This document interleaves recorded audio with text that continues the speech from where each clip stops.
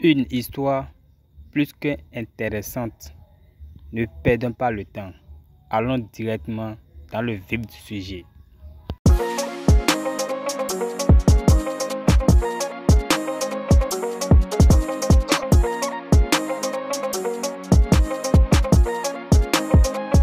Il sait que ces derniers temps, tu ne dors pas. Il sait voir que toute la maison dort sauf toi. Et il sait pourquoi toi, tu ne dors pas. Il sait que ces derniers temps, tu n'as pas d'appétit. Et il sait pourquoi tu ne manges pas. Et il sait quand tu joues au fort que tu es faible. Il sait cela. Il te voit. Jésus a pu voir cette femme dans cette foule qui est en train de crier. Il a pu la voir.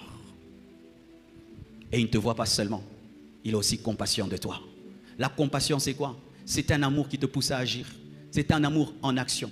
Chaque fois dans la Bible où on a parlé de la compassion, il y a eu un miracle. Lorsque Dieu a compassion de toi, il n'est pas là pour dire seulement ngayo, non, il est là pour régler le problème. J'aimerais te dire que Dieu a compassion de toi et bientôt tu vas vivre sa puissance. Lorsqu'il a eu compassion de Marie et Marthe, il a ressuscité Lazare. La compassion de Dieu précède le miracle. De la même manière que les motards précèdent le président, la compassion précède la puissance de Dieu. Il te voit et il a compassion de toi. C'est-à-dire, il ressent ce que tu ressens. Il ressent ton vide.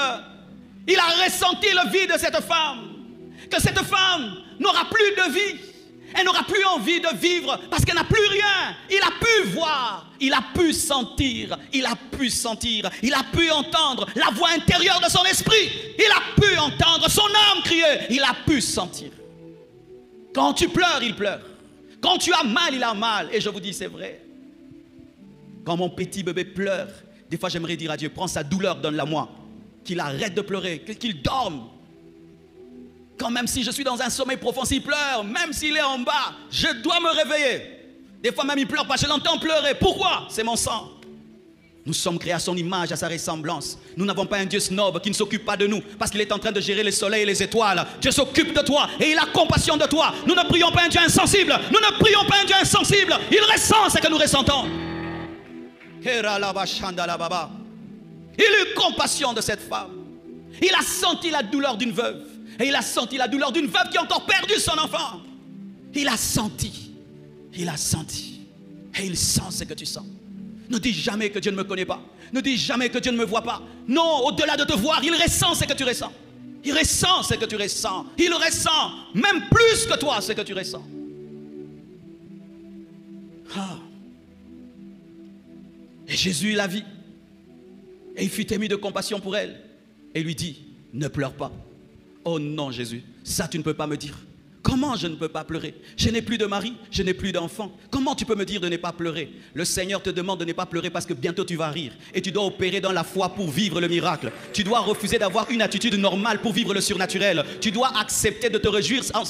Tu dois accepter de te réjouir avant de te réjouir pour te réjouir. Et tu dois arrêter le deuil pour que le deuil s'arrête. Tu dois arrêter le deuil pour que le deuil s'arrête. Tu dois être le pionnier de la fête pour que les autres entrent dans la fête. Tu dois accepter d'avoir le comportement d'une femme qui a récupéré son enfant alors que ton enfant est mort. Devant ton enfant, tu sèches tes larmes parce que tu crois qu'il va ressusciter. Il ne va pas ressusciter parce que tu pleures. Il va ressusciter parce que tu arrêtes de pleurer malgré qu'il est mort. Parce que la Bible dit, et alléluia, la foi est une ferme assurance des choses qu'on espère, une démonstration de celles qu'on ne voit pas. Je ne vois pas mon enfant ressusciter, mais je sèche mes larmes. Je ne vois pas mon enfant respirer, mais je sèche mes larmes. Je ne vois pas mon enfant parler, mais je sèche mes larmes. Il est dans le cercueil, mais j'arrête de pleurer. C'est alors qu'il sortira du cercueil. Il est dans le cercueil et je suis mes larmes. C'est alors qu'il va m'appeler maman. Il est dans le cercueil, mais j'arrête de pleurer. C'est alors que je ne pleurais pas. Lorsque tu veux le miracle, tu dois opérer dans la folie afin que Dieu te touche.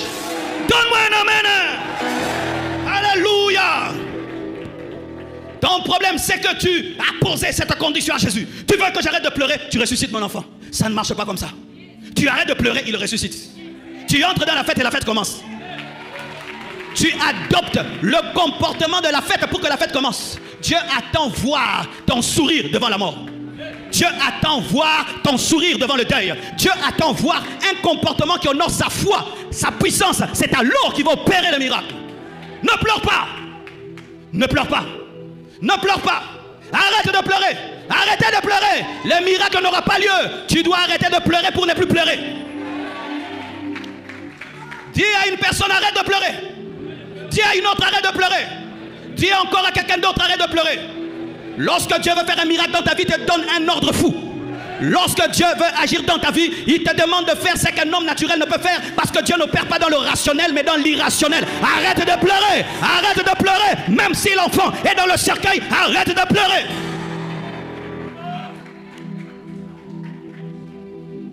Je ne te demande rien. Arrête de pleurer seulement.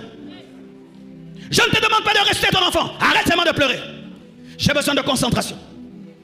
Tes pleurs sont en train de me distraire. Arrête de pleurer. Arrête de pleurer. Et tu vas me dire, pasteur, non, je ne peux pas y arriver. Comment Dieu peut me demander une chose qui est inhumaine? Ce serait un manque d'amour. Ton problème, c'est que tu es trop naturel. Tu es trop normal, c'est pourquoi tu as une vie normale. Mais lorsque tu vas avoir une vie surnaturelle, tu dois opérer dans la folie, parce que c'est la folie qui te permet de croiser Dieu. Arrête de pleurer. Imagine, toute la foule pleure. Tout le monde se jette la cendre. La mère qui est la plus touchée, Jésus dit, arrête de pleurer et commence à danser. Être la seule personne qui danse dans une fête, c'est bizarre. Oui, au début, ce sera bizarre. Mais quand le miracle aura lieu, les gens comprendront que tu as compris ce qu'ils n'avaient pas vu. Tu dois être le pionnier de la fête pour que la fête commence. Tu dois être le pionnier d'un comportement de foi. Arrête de pleurer. Arrête d'être triste. Arrête de murmurer. Arrête. Quand deux enfants se chamaillent parce que l'un a cassé la voiture de l'autre, le jouet de l'autre, et qu'il est en train de pleurer. Papa, il a cassé mon jouet. Quand tu viens, tu lui dis, arrête de pleurer. Je vais t'acheter un autre demain. Il arrête de pleurer ou pas? Il arrête de pleurer, pourquoi? Parce qu'il sait que papa a la capacité d'acheter. Et Jésus a la capacité de ressusciter. Ton enfant, arrête de pleurer. Si tu crois, arrête de pleurer. Si tu crois, arrête de pleurer. Si tu crois, arrête de pleurer. Arrêtez de pleurer, ce n'est pas arrêter de pleurer. Arrêtez de pleurer, c'est avoir la foi de la résurrection. En soi, Jésus voulait lui dire, femme, crois-tu que je peux ressusciter ton enfant? Oui, arrête de pleurer. La tristesse est un signe d'incrédulité. Les murmures sont des signes d'incrédulité. Le manque de joie et de paix est un signe d'incrédulité. Lorsqu'un homme a la foi en Dieu, il est heureux. Pourquoi? Parce que le problème est déjà résolu. Arrête de pleurer. Et la femme...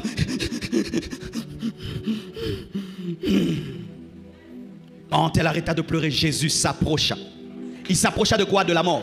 Et il toucha le mort. Alors qu'un souverain sacrificateur ne peut pas toucher un mort. Mais lui, il était souverain sacrificateur selon l'ordre de Melchisédek. Il avait une dimension supérieure à Lévi. Lui, il pouvait s'approcher de la mort et toucher la mort. Jésus est supérieur à Aaron. J'aimerais te dire que Jésus est supérieur à Aaron. Il n'y aura qu'un seul souverain sacrificateur selon l'ordre de Melchisédek. Mais il y aura plusieurs selon l'ordre de Lévi. Mais Jésus est unique.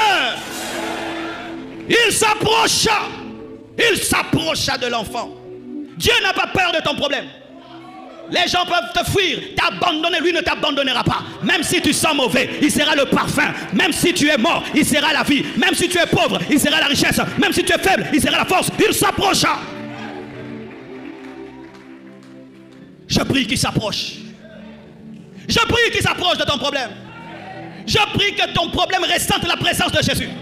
Je prie que ce cancer ressente la présence de Jésus. Je prie que la maladie ressente la présence de Jésus. Je prie que ta situation ressente la présence de Jésus. La Bible nous dit que la terre est informe et vide et l'Esprit de Dieu se mouvait au-dessus des eaux. Le tohu-bohu, le chaos, sentait la présence de Dieu. Que la présence de Dieu se meuve sur ton problème. Que la présence de Dieu se meuve sur tes études qui sont chaotiques, sur tes finances, sur tes affaires, sur ton ministère, sur ton mariage. Que la présence de Dieu se meuve.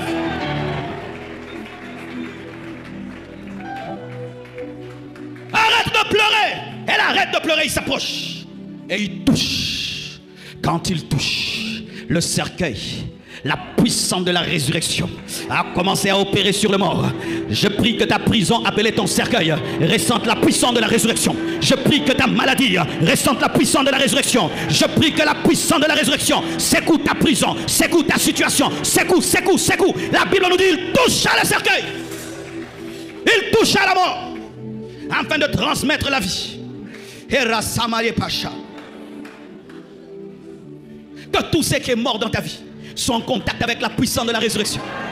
Que tout ce qui est mort dans ta vie soit en contact avec la puissance de la résurrection. Pas demain, maintenant. Pas demain, maintenant. Pas demain, maintenant. Pas demain, maintenant. Pas demain, maintenant. Alléluia. La Bible nous dit, lorsqu'il toucha le cercueil, ceux qui allaient l'enterrer s'arrêtèrent. Jésus, comme un roulage, vient régler la circulation dans ta vie. Il y a trop la mort qui entre et des malédictions. Il est venu, non, ça s'arrête là. Vous avez pris son mari, pas son enfant. Je brise au nom de Jésus le cycle des problèmes. Au nom de Jésus, je brise le cycle d'échec. Et je prie Dieu que le cycle des malheurs s'arrête. Au nom de Jésus, au nom de Jésus, au nom de Jésus, au nom de Jésus, au nom de Jésus. Il voulait leur dire, vous l'amenez où? Il touchait, il s'arrêtait pour dire, pas lui, pas lui, pas lui, pas lui. Cette fois-ci, il ne va pas prendre ton enfant là. Ton enfant là va guérir au nom de Jésus.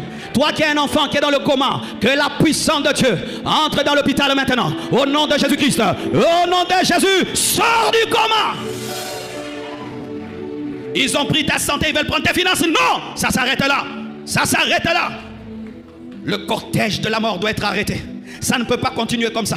Ils ne peuvent pas venir dans ta vie s'amuser et prendre comme ils veulent. Non, non, non. Ça s'arrête là. Ça s'arrête là. Ça s'arrête là. Je décrète par l'onction du Saint-Esprit que ça s'arrête là. Au nom de Jésus-Christ de Nazareth, ça s'arrête là. Ton premier enfant, il ne se marie pas, il engrosse. Le deuxième, il ne se marie pas, il engrosse. Tout le monde, ça s'arrête là. Ça s'arrête là. Vous mourrez tous à 50 ans, à 50 ans, de la même maladie. Ça s'arrête là. Ça s'arrête là. Il toucha et il s'arrêtait.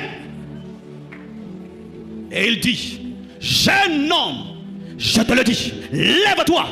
Il est celui qui donne des ordres aux morts et les morts l'entendent. Il est celui qui amène à l'existence des choses qui n'existent point. Il est celui qui dit un mot et la chose arrive. S'il a créé toutes choses par sa parole, il est capable de parler à l'oreille d'un mort et l'oreille entendra. Si le soleil l'entend, les oreilles vont l'entendre. Même si c'était mort, ils vont entendre, ils vont entendre, ils vont entendre. Jeune homme, lève-toi. Janine, lève-toi. Patrick, lève-toi. Marcelo, lève-toi. Jean, lève-toi. Jacques, lève-toi. Lève-toi, lève-toi. Hey, Mareze Papa Yosholobra. Vous avez entendu, Jésus a dit ressuscite. Il a dit ressuscite. Il a dit ressuscite. Pour lui, c'était un petit problème. Ce n'était même pas un problème de résurrection. C'était un problème de s'élever. Ce que tu appelles mort, Jésus appelle ça prendre une sieste. Ton problème sieste, toi tu appelles que c'est la mort. Pour Dieu c'est une sieste. Il dit lève-toi jeune homme, je te dis la sieste est finie. Allez rentre, maman est en train de pleurer. Je commande à ce que tu appelles compliqué, que ce n'est pas compliqué. C'est une montagne pour toi, mais pour Dieu c'est une petite colline. Lève-toi, sors de ce que tu appelles mort. Ce n'est pas la mort. Lève-toi, lève-toi, lève-toi, lève-toi. Jeune homme, je te l'ai dit. Pourquoi il a dit je te le dis? Pour dire que la puissance de l'ordre dépend de celui qui parle. C'est moi qui ai créé ton âme. C'est moi qui ai créé ton corps. C'est moi qui suis la vie. Et je suis la résurrection. Bientôt moi-même je mourrai, je vaincrai la mort. Et moi je te le dis. Je te le dis, jeune homme, lève-toi. Le jeune homme s'est levé. Et Jésus l'a rendu à maman. Jésus l'a rendu à maman. Jésus l'a rendu à maman. J'annonce la restitution. Tu récupères ce que tu as perdu. Récupère ce que tu as perdu. Récupère ce que tu as perdu. Récupère ce que tu as perdu. Récupère ce que tu as perdu. Récupère, récupère, récupère. Récupère ce que vous avez perdu. Et Rabashaya. Même si ça fait une année, récupère. Même si ça fait 2 ans, récupère. Même si ça fait 10 ans, récupère. Même si ça fait 20 ans, récupère. Même si ça fait 30 ans, récupère. Alléluia. Alléluia. Alléluia. Imaginez la joie de la maman. Imaginez la joie de cette maman. Dans sa tête, c'était fini. J'ai perdu cet enfant. Qu'est-ce que je veux dire à ses amis? Comment je vais vivre sans lui? Comment je vais offrir ses habits? Et l'enfant revient et dit, maman, maman, maman, maman, ta destinée t'appellera maman, ta destinée t'appellera papa, ta destinée te parlera à nouveau, maman, maman. Elle se disait qu'elle n'entendrait plus jamais le mot maman. Ce n'est pas perdu. J'aimerais parler à tous ceux qui pensent que c'est perdu. Ce n'est pas perdu. Tout ce qui est courbé peut être redressé. Tout ce qui est détruit peut être rebâti. Tout ce qui meurt peut ressusciter. Maman, maman, maman. Elle pleurait. Elle pleurait de tristesse. Là, elle a pleuré de joie. Tu auras d'autres larmes dans ta vie. Tu auras des larmes de joie. Où tu regardes ta vie, tu te dis, Ça, ce n'est que Dieu. Ça, ce n'est que Dieu. Je prie que Dieu te donne des larmes de joie, des larmes de reconnaissance, des larmes de gratitude, des larmes d'adoration, des larmes de louange. Que Dieu te donne des larmes de joie. Maman! Maman! Alléluia! Mais n'oubliez pas, on avait déjà creusé un trou. Qu'est-ce qu'ils vont faire de ce trou? Ils vont le rembler.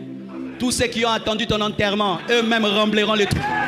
Hey, les mêmes pioches qu'ils ont utilisées pour creuser, ils vont les utiliser pour rembler. La même sorcellerie, la même magie, les mêmes mauvaises choses, ils vont utiliser les mêmes pioches pour rembler. La Bible nous dit, ils viendront contre toi par un seul chemin, mais ils fuiront par cet chemin. Tout arme forgée contre toi sera nulle et sans effet. Ils rembleront leur propre trou. Ils rembleront leur propre trou. Ils rembleront leur propre trou. Ils rembleront leur propre trou. Je déclare que tu ne tomberas pas dans le piège de tes ennemis. Tu ne tomberas pas dans le piège de tes ennemis. Alléluia. Qu'est-ce qu'ils vont faire du cercueil? Ils vont faire quoi du cercueil? Ils vont les vendre à quelqu'un d'autre. Et pas n'engagé. Je déclare que ce cercueil n'est pas pour toi. Je déclare que ce cercueil n'est pas pour toi. Ils vont le vendre à quelqu'un d'autre. Pas à toi. Pas à toi. Pas à toi. Ils vendront ton cercueil à quelqu'un d'autre.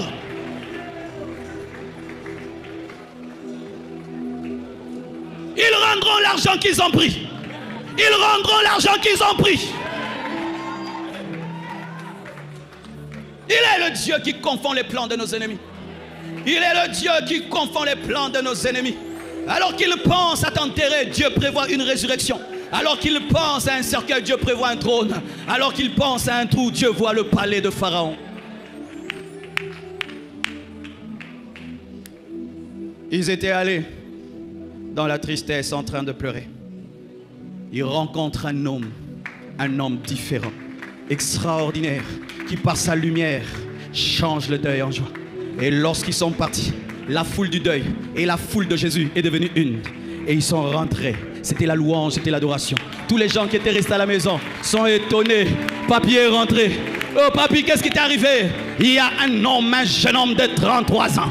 Il est venu et il a dit un mot. Et voilà que je suis revenu. Je déclare que ta famille sera un témoignage pour Jésus. Je déclare que ta vie sera un témoignage pour Jésus. Les gens vont poser des questions. Et tu seras un panneau publicitaire de la puissance de Dieu. Un panneau publicitaire de la fidélité de Dieu. Un panneau publicitaire de la puissance de Dieu. Je prie que cela arrive. Arrive aujourd'hui dans ta vie. Arrive dans tes études. Arrive dans ton mariage. Dans ton ministère. Dans ta sanctification. Dans ta vie de prière. Que cela t'arrive au nom de Jésus. Alléluia.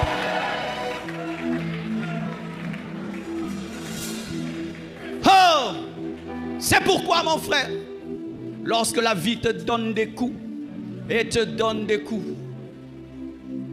tombe à genoux et la rencontre le ressuscité et tu vivras la résurrection. Que Dieu vous bénisse abondamment. Alléluia.